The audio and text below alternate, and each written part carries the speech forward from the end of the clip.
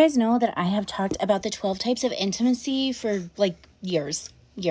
There's more than one type of intimacy we can experience in marriage. Sex is only one of them. There's 11 other types. Sex is only 1/12 of the equation. But I was talking to somebody this week and it dawned on me, this idea has been percolating for a while. I think there's actually a 13th intimacy. And I'm not going to modify my list to start talking about 13 types of intimacy for a reason. And that's because I think parenting might be the 13th intimacy. And I want to be sensitive to couples, especially who are experiencing infertility, but who may be childless by choice or simply newlyweds, things like that. But if you're a married woman who has children, you just had a light bulb moment and you said yes.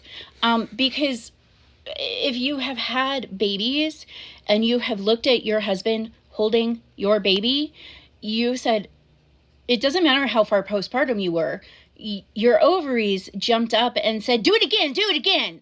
And even more so, we are in the tween years in this household. Hormones have started whoring around, and it just sometimes when my husband, I can see him working through his own triggers and traumas to gently respond to my completely inconsolable child who is just full of rage and psychosis, to say, let me just hold you. Do it again. Or those moments when your child says something completely absurd and off the wall and hilarious, and you and your spouse look at each other and you're like, yeah, that's funny, but we can't laugh or it's going to piss them off. Like those moments, that is parenting intimacy. And I'm sure we could squish it into one of the other 12 intimacies, but I truly think that those moments are important if you have children in your marriage. And yeah, there's parts of the 12 intimacies that go into parenting intimacy, like communication intimacy is an essential part of parenting intimacy, because you have to talk about your parenting goals. What are your goals for your children? What are your educational goals if you're homeschoolers? How, if your child is dealing with a thing, how are we going to navigate this new phase? Communication is an essential part of that.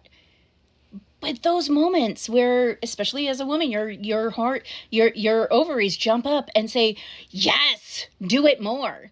That's parenting intimacy. Because I know there have been moments where I have looked at my husband and wanted to tell our child, you need to hold on because mommy needs to go give daddy a reward in the bedroom.